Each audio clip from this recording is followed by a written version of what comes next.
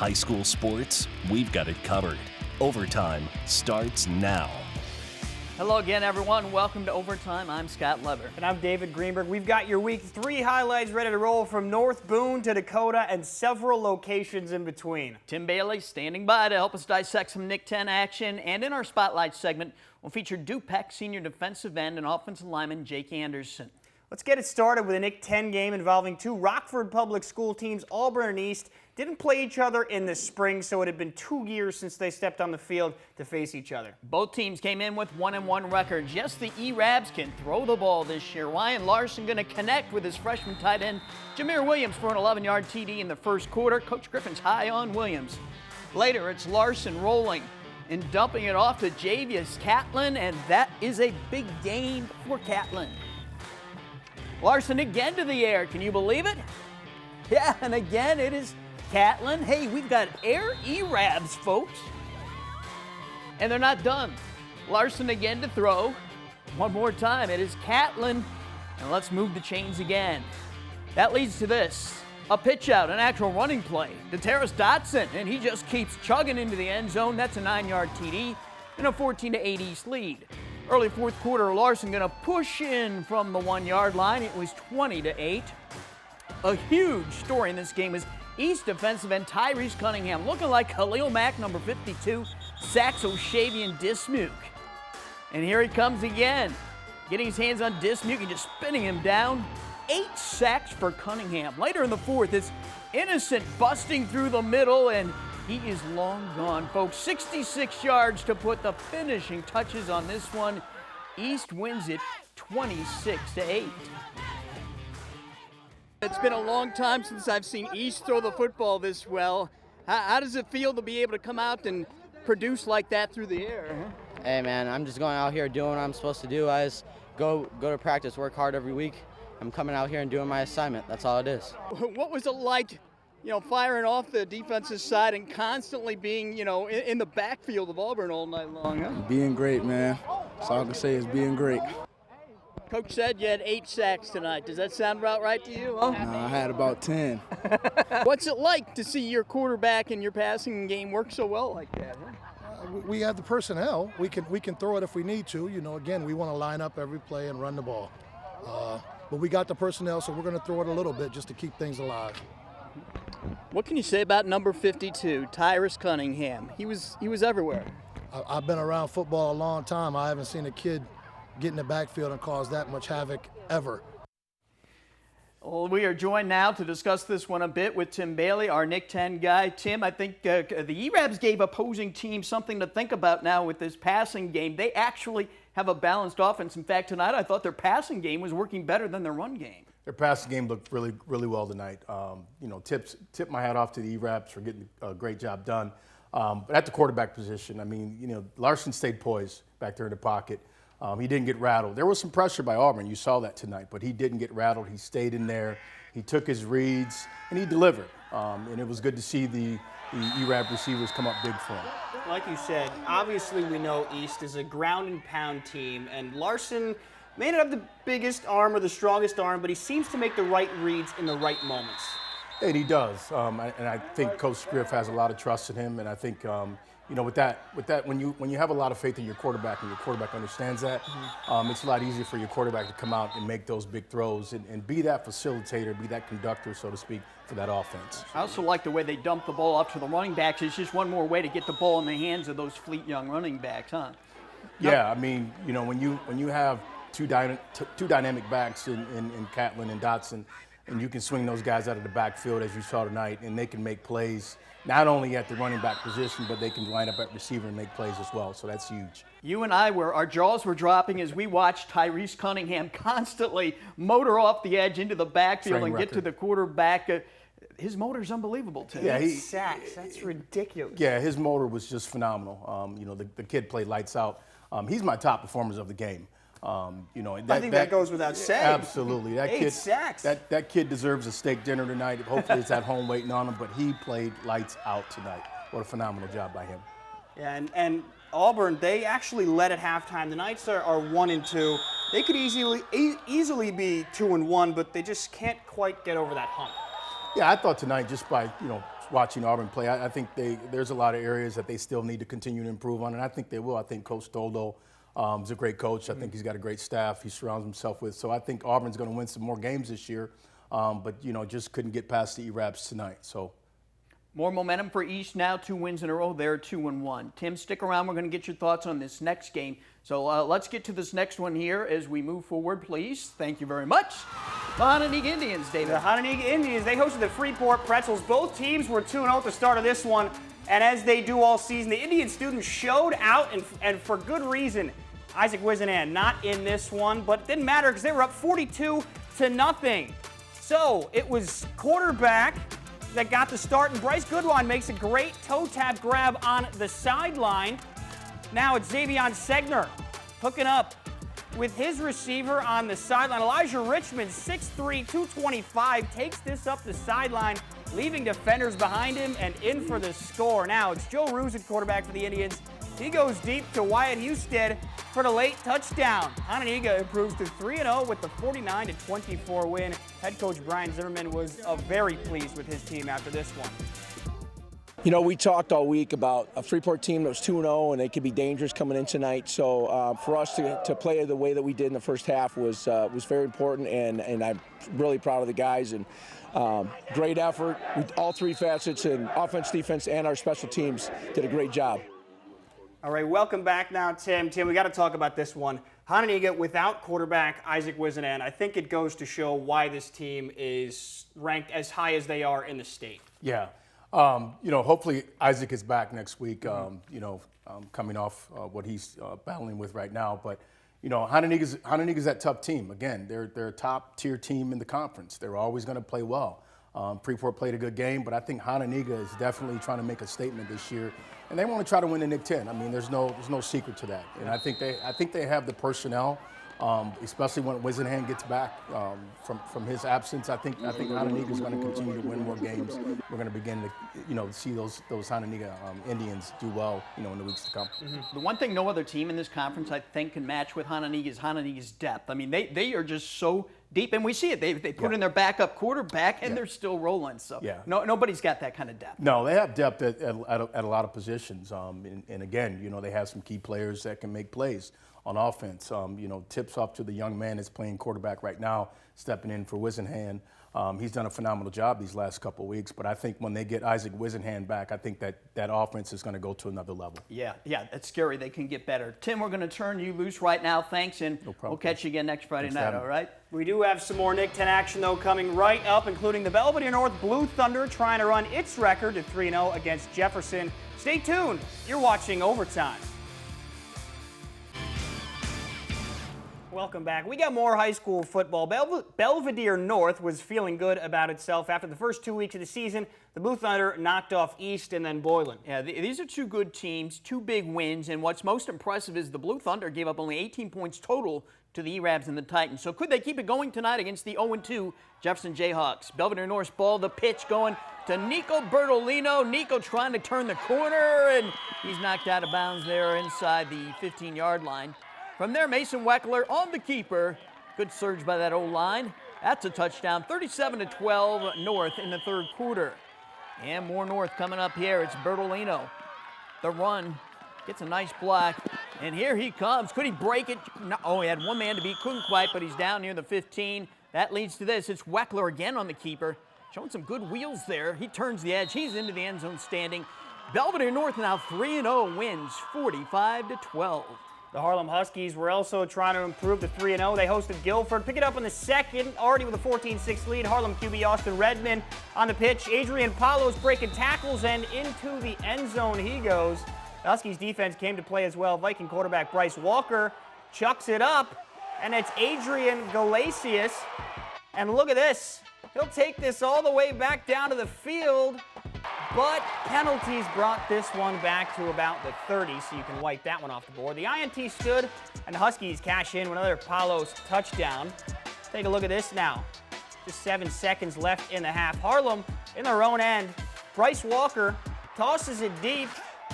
Caught by Tyrone Tyus, but just before he could cash in, brought down by Zeke Wary, who saves the touchdown as time expires in the half. That was actually Austin Redmond making the pass, and Harlem wins that one 50-17. 12. In the other Nick 10 game tonight in Belvedere, it was the Boylan Titans over the Bucks 41-8. Well, coming up in a bit, we'll meet one of the top defensive players in the Northwest Upstate Illini Conference, Jake Anderson of DuPac. But just around the corner, it's Big Northern action. Highlights from 4 big games, including Genoa Kingston at North Boone. With this one turn into a shootout.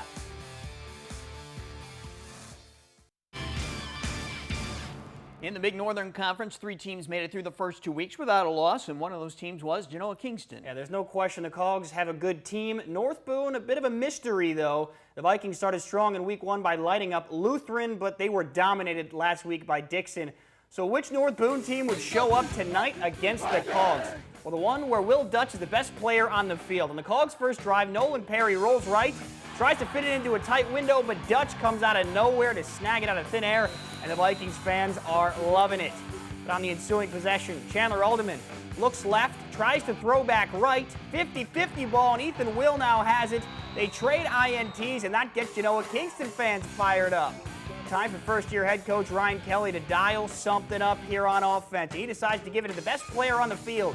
Will Dutch takes the screen pass from Alderman, makes a move, then cuts back all the way across the field. Dutch is the kind of guy that can find green grass in the Sahara Desert. He busts this for a Vikings touchdown, but a second-half resurgence from the Cogs gives them the 28-14 win. And Dutch is something. Hey, Dixon was a heavy favorite to win its record of 3-0 at Rockford Christian. Rockford Christian opening possession, 3rd down, Keon Leach taking the snap, throwing and completing. Jordan Carlson snags it to move the chains. But Dixon would take over. Tyler Shaner running the option, he'll keep it. Turns on the speed and blows by the Royal Lion defense. And he caps off a big run there. What a play. The Dukes now in the red zone. Janthiel Peer gets the handoff, breaks to the outside, and he's in the end zone. Dixon was up 6-0. Dixon back in the red zone. This time, Zadian Johnson taking the handoff, breaking some tackles, muffles the ball, though, on the way to the end zone, and Rockford Christian pounces on it. Dixon, though, would get a defensive touchdown a few plays later. Rockford Christian looking for a spark. Leach throwing deep, and it is caught. Nice adjustment there by Peyton Corpus. This one, though, was all Dixon. The Dukes win it 62-0. Our next stop, Winnebago. Rock Falls on the road taking on the Indians. First drive of the second half. Bago on 3rd down. Alec Weevil fakes the handoff, rolls left, and finds the man, Willem Speltz, who shakes off a defender, and he'll pick up the first down here. Great play by the fullback. A few plays later, Michael Cunningham gets the handoff, breaks the tackle, and he is loose, ladies and gentlemen. Into the end zone he goes, and the student section pumped up. That puts Bago up 38-0. Rock Falls offense really couldn't get going. The QB takes the snap, fires, and that's picked off by Jaden Horton. Bago gets the ball right back. And if it ain't broke, don't fix it. Logan Olson gets the handoff, runs through the hole like a speeding bullet, and he too into the end zone. That puts Bago up 45-0, and they go on to win this one 48-8. The Lutheran Crusaders started the season 0-2. Things weren't likely to get much better tonight against Byron. Tigers QB Braden Smith to Chandler Binkley, and he's got lots of daylight. He won't make it to the end zone, though, down inside the 20. Doesn't matter, you just give Binkley the ball again, and he cashes it in. That's a touchdown as he makes a couple guys miss. Next drive for the Tigers. How about Binkley again? Heading up the middle. Forget about it. 14-0 Tigers. Rough going in the first half for Lutheran. Skylar Wolf at QB, Jameer Pitts, they're just not on the same page. It's a fumble. Byron got the ball. And the Tigers cash in again. Ty Aiken here, this time off to the left. Scores is 20 zip at the end of the first quarter. All Tigers as they win it 47-19. In the other big Northern game, it was Stillman Valley, which has really put it together the last 2 weeks. Stillman rolling over Oregon 36-7. Good for the Cardinals. Let's get some NUIC action. And Stockton played Dakota. Indians in the first quarter. Caden Niedermeyer completes the tug Dornick. Later in the drive, Niedermeyer keeps it, plows into the end zone for the touchdown. Now the second quarter we go. Niedermeyer rolls out, looks through the sideline, throws it to Cam Fosh. He makes a nice snag and steps out of bounds again for Dakota. Handoff to Adrian Ariano. The speedster squirts out of the hole and picks up a nice chunk of yardage. Slow going, but the whole game. But Dakota wins this one at 14-6. Also tonight in the NUIC, Forreston takes care of EPC 34-13. Was Dupec over Fulton 38-24. Leewin blanked Galena 20-0, and East Dubuque beat Deerfield, Wisconsin 58-20. Elsewhere around the area, Richmond-Burton wins over Rochelle 34-7. Sycamore beat Canelan 56-28. DeKalb wins big over Belleville West 45-6, and it was Marengo over Johnsburg 42-14, and Woodstock by a TD over Harvard 28-21. And in 8-man football, Alden Hebron loses to Aquin 54-0. Polo beats Amboy 36-28. Milledgeville blanked River Ridge 64-0.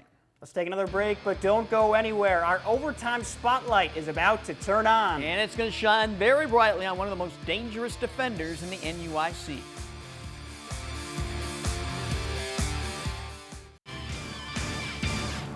No small school football conference produces more championship teams in Illinois than the Northwest Upstate Illini Conference does. And none turns out as many Division I college players as the NUIC does. A young man who will be playing D1 ball next year is Dupac's Jake Anderson. We feature him tonight in our Overtime Spotlight segment. Jake Anderson is the guy coming off the edge on Dupac's defense, chasing after quarterbacks and trying to disrupt play in the offensive backfield. I love being a pass rusher. It's just something in my brain. I can just get to the quarterback. It's not a whole lot of thought that needs to go into it. I know what move I'm going to work before I walk up to the line. Anderson has multiple moves, most of them taught to him by his father, Corey. My dad is actually the defensive ends coach, and so we spent a lot of time in the offseason perfecting 3 to 4 moves. Anderson has been playing football for a long time, going back to his junior tackle days with Win Dupec. That's him on the right. He says junior tackle laid the foundation for him becoming the player that he is today. You develop a love for football, but you build relationships with, in that picture, I had Trenton, Hunter, and Drake. They're still some of my best friends, 10 years later almost. Defensively, he is a beast, man. He's hard to block. He's got a motor that goes. There was a particular play that happened on Friday night where they tried to run what we call GAT, and Jake was in the backfield before I think the ball barely got handed off to the running back. So, just his power and his speed, I think, makes him a tough matchup for just about any team in our conference. Brock Spack and the coaches at Illinois State saw that speed and power and offered Anderson a full scholarship. He's accepted their offer. Speed and power aren't the only thing they noticed. A certain video on Twitter also caught their attention. I posted a video of me and a couple buddies were in the back gym at our school, and I just dunked a basketball.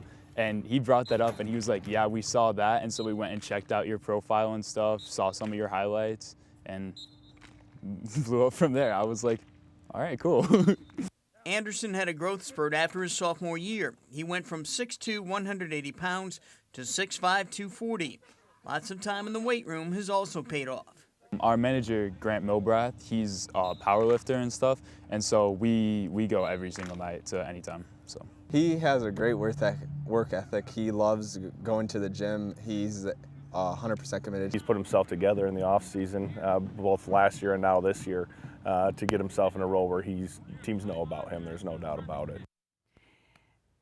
Yeah, teams know about Jake Anderson, all right. Jake, by the way, is a student at Durand High School. And he'll be the latest in a long line of local football players headed to Illinois State. Yeah, Brock Spack keeps recruiting the Rockford area quite hard. That he does. Let's take one final timeout. Here's another overtime flashback.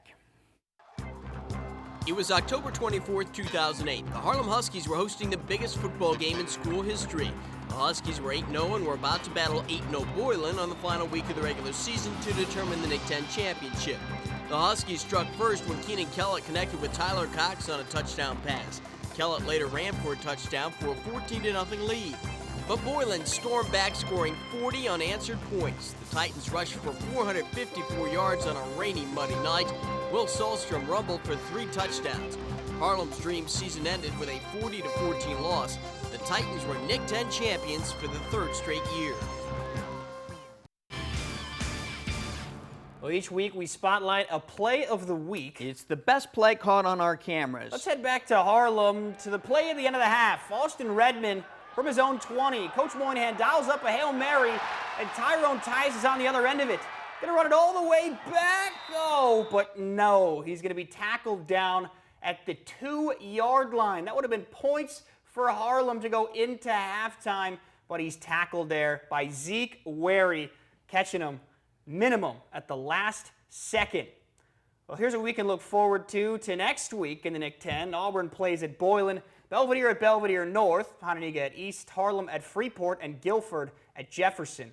These are the big northern matchups. Genoa Kingston at Byron is the main event. Dixon plays at Stillman Valley, Lutheran at Rock Falls, Oregon at Winnebago, and Rockford Christian at North Boone.